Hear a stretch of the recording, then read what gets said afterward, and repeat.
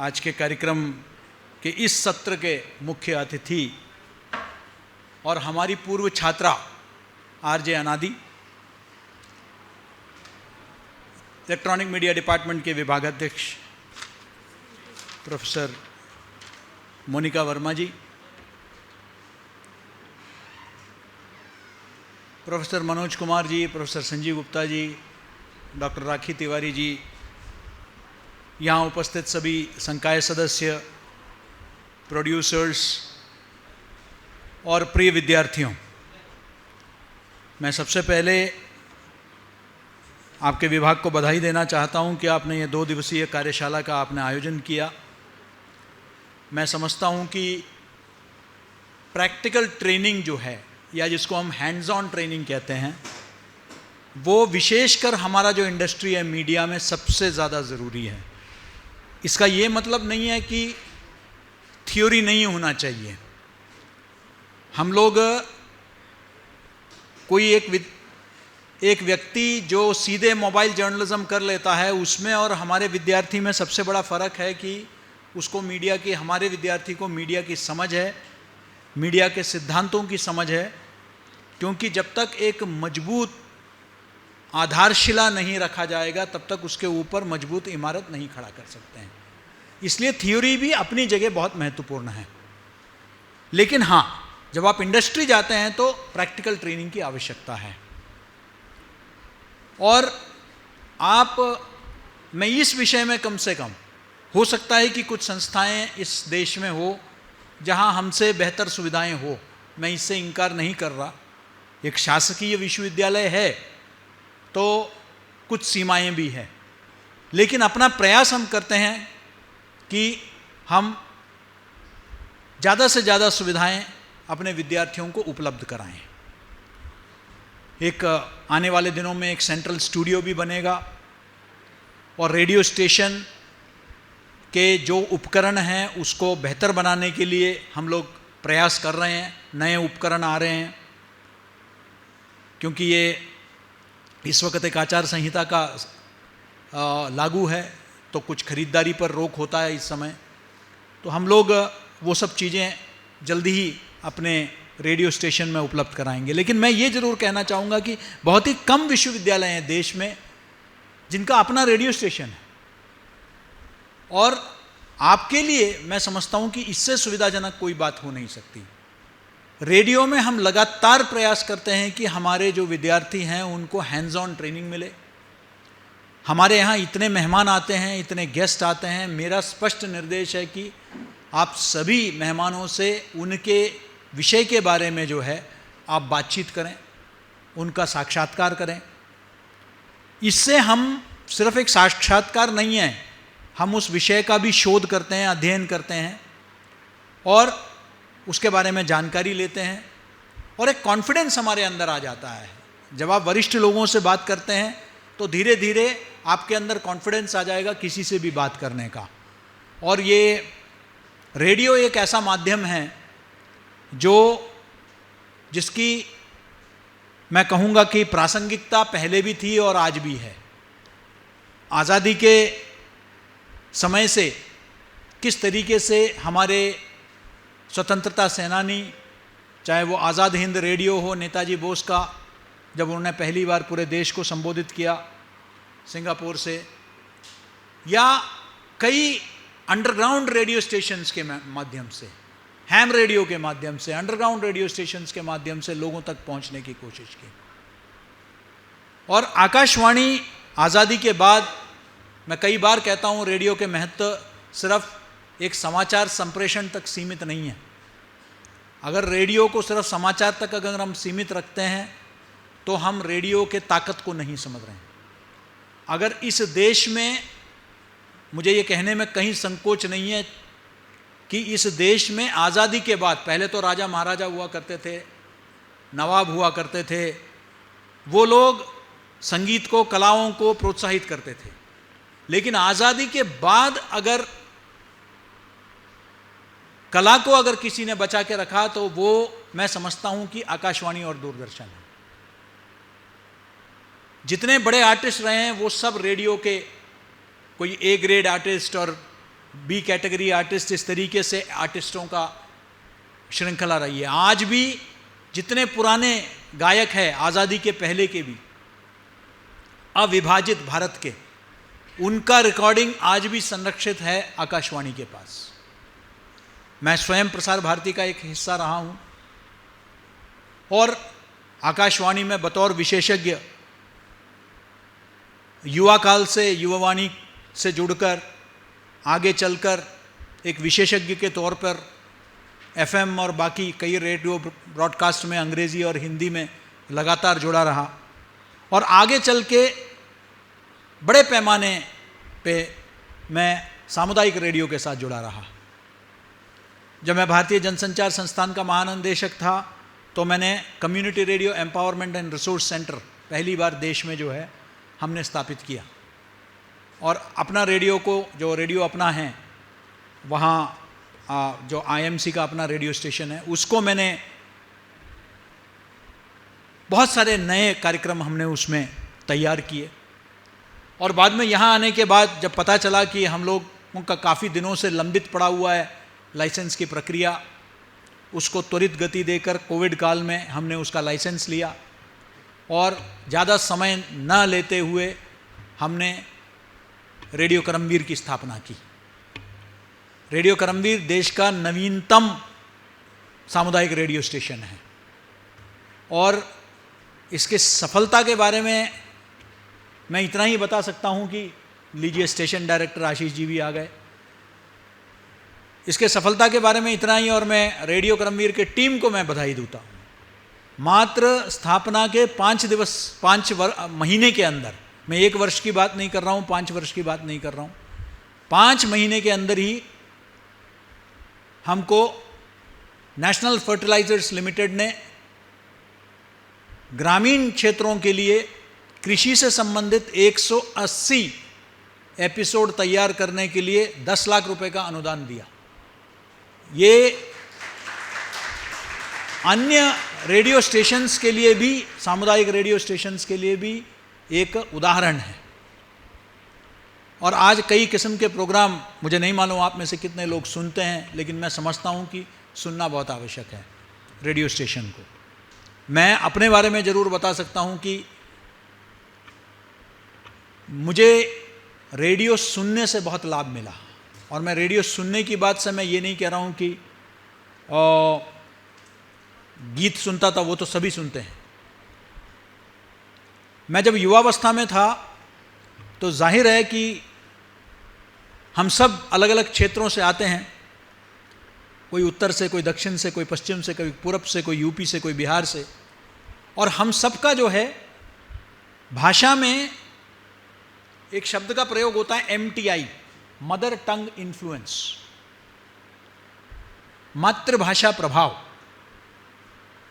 वो स्वाभाविक है, हम अपने बोलचाल की भाषा में वो प्रभाव हमारे क्षेत्रीय, जिसको हम एक्सेंट कहते हैं, वो एक्सेंट आ ही जाता है और इसके लिए वॉइस मॉड्यूलेशन की आवश्यकता है, वॉइस ट्रेनिंग की आवश्यकता है। उस समय में ऐसे डिपार्टमेंट या इस तरीके के व्यवस्थाएं हमारे समय में नहीं थी और मैं काफ़ी हद तक श्रेय देता हूं मैं अपने उस आदत को,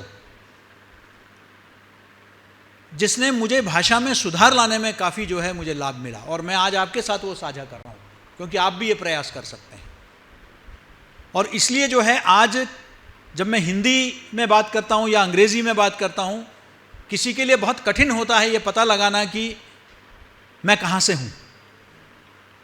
और ये प्रशिक्षण की वजह से, प्रशिक्षण मतलब स्वयं आत्म प्रशिक्षण की वजह से, मैं BBC और आकाशवाणी को नियमित तौर पर रात को सुनता था। आजकल जो आप व्हाट्सएप के साथ करते हो रात भर, मैं रेडियो स्टेशन, और उन दिनों टेप रिकॉर्डर का सहूलियत होती थी और मैं टेप करता था और फिर समाचार पत्र को मैं खुद जो है रिकॉर्डिंग करता था पढ़कर, और फिर मैं उस समाचार को और इस समाचार को, जो वाचन को, मैं तुलना करता था। तो उसमें जो त्रुटियां मुझे पता चलता था उसको मैं अगली बार सुधारता था। तो जब आप रेडियो एक माध्यम है जहां आपके लिए ये चीज़ें बहुत ज़रूरी हैं। मैं मानता हूं रेडियो प्रोग्राम प्रोडक्शन के बहुत विस्तृत जानकारी हमारे जो विशेषज्ञ हैं वो आपको देंगे, क्योंकि वह मेरा विषय नहीं है, विशेषज्ञ अपना बात करेंगे। लेकिन रेडियो में मैं आपको बता सकता हूं कि ये एक बहुत बड़ी गलतफहमी है, जिस तरीके से ये माना जाता है कि एक्टर बनने के लिए, सफल एक्टर बनने के लिए आपको बहुत खूबसूरत होना ज़रूरी है। वो एक मिथक है। आपने नाना पाटेकर जैसे एक्टर्स भी देखे जो बहुत कामयाब हुए, आपने एक्ट्रेसेस भी बहुत देखे हैं। इसलिए ये एक मिथक है कि आपकी आवाज़ बहुत बढ़िया होनी चाहिए, तभी जाकर आप जो है रेडियो में सफल होंगे।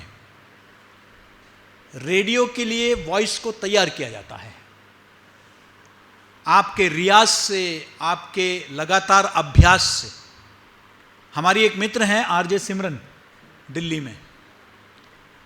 सिमरन की तो आवाज़ ऐसे थी कि उसको रिजेक्ट कर दिया था कई बार, लेकिन उसने ये तय कर लिया था कि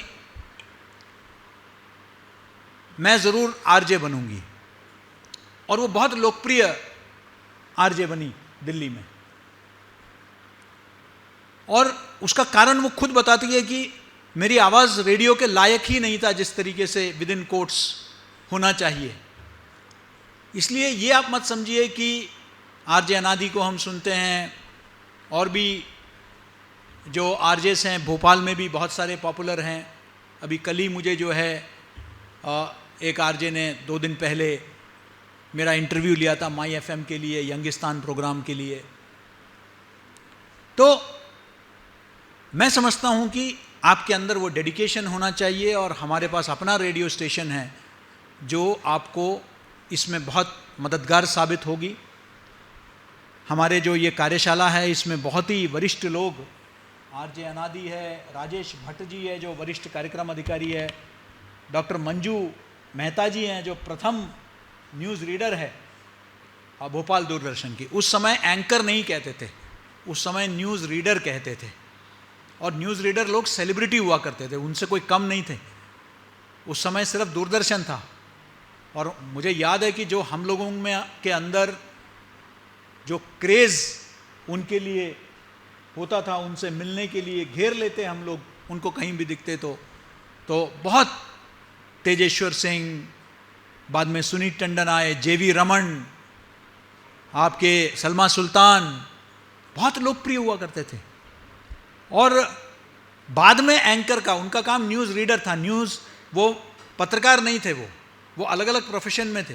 गीतांजलि अय्यर जी तो होटल में जनरल मैनेजर थी, ताज होटल में, लेकिन वो बहुत लोकप्रिय रीडर हुआ थे। नीति रविंद्रन हुआ करती थी, रीनी साइमन, जो बाद में रीनी साइमन खन्ना बनी, बहुत अच्छी हमारे मित्र हैं। आज दिल्ली मेट्रो में सिर्फ रीनी साइमन की आवाज़ ही आपको सुनाई देता है। तो इससे आप एक कैरियर आप बना सकते हैं जो सिर्फ रेडियो तक सीमित नहीं है या टीवी तक सीमित नहीं है।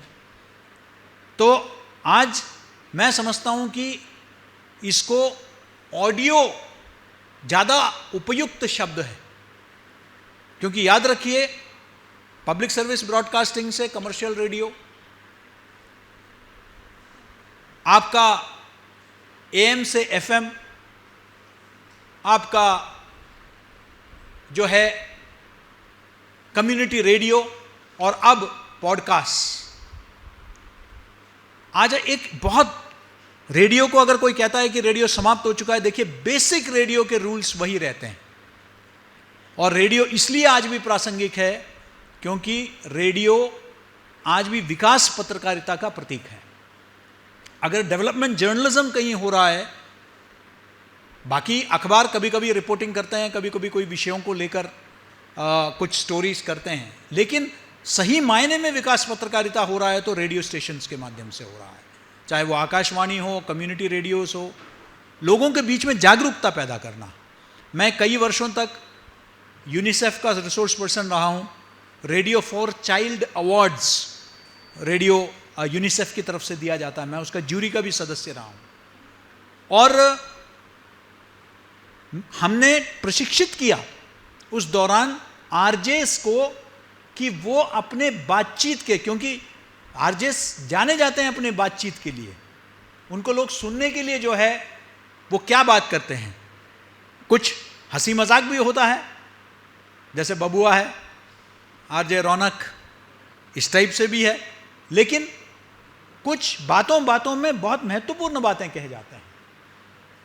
तो रेडियो मात्र आकाशवाणी तक नहीं, इसलिए जब ये प्रस्ताव मेरे पास आया, क्योंकि मैं हर चीज़ में रुचि लेकर ही विद्यार्थियों के कार्यक्रम का कोई भी प्रस्ताव आता है तो मैं उसका अध्ययन करता हूँ। तो जब मोनिका जी ने मुझे ये प्रस्ताव दिया तो मैंने कहा कि उसमें शुरुआत में नाम में सिर्फ आपके आकाशवाणी से जुड़े व्यक्तियों को ही बुलाया था। मैंने कहा कि मैडम व्हाट अबाउट, मेरा नोट है, व्हाट अबाउट प्राइवेट स्टेशंस, क्योंकि हमारे विद्यार्थियों को प्राइवेट स्टेशंस में भी जो है एक अच्छा अवसर मिल सकता है। बहुत आजकल रेडियो स्टेशंस खुल रहे हैं और इसलिए शायद आरजे अनादि को यहाँ आज आमंत्रित किया गया, क्योंकि मैं समझता हूँ कि एक बहुत बड़ा सेगमेंट है जो एफएम रेडियो स्टेशंस है, प्राइवेट रेडियो स्टेशंस है, और इसके माध्यम से भी सिर्फ एंटरटेनमेंट नहीं है, एफएम स्टेशंस में भी बहुत समाज से जुड़े हुए, हमें याद है कि हमने साइबर सिक्योरिटी को लेकर ट्रेनिंग प्रोग्राम्स कराए थे, हमने विमेन सेफ्टी को लेकर कराए थे, चाइल्ड का जो सिक्योरिटी है, साइबर सिक्योरिटी, उसको लेकर हमने वर्कशॉप्स कराए थे। मैं भुवनेश्वर तक गया हूँ यूनिसेफ के लिए वर्कशॉप्स कराने के लिए।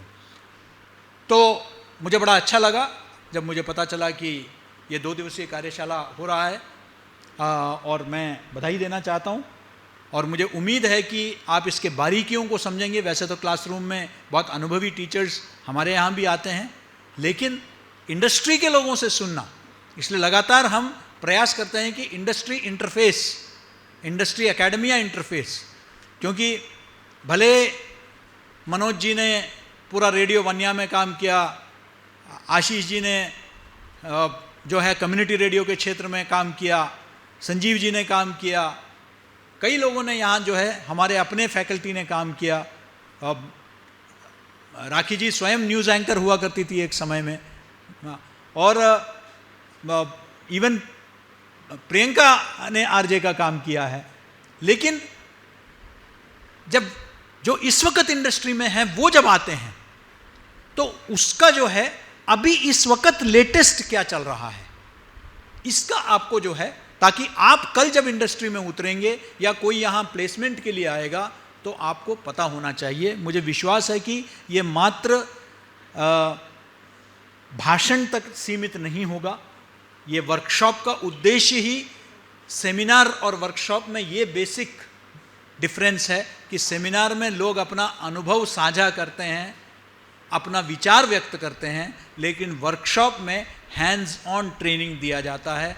मुझे उम्मीद है कि हमारे विद्यार्थियों को कैंपस में कुछ एक्चुअल रेडियो प्रोग्राम इस कार्यशाला के अंत में वो लोग तैयार करेंगे और उनको प्रत्यक्ष में अनुभव मिलेगा, ये मुझे पूरा भरोसा है। आप सबको पुनः बधाई और मुझे इस कार्यक्रम में आमंत्रित करने के लिए धन्यवाद। जय हिंद, जय भारत।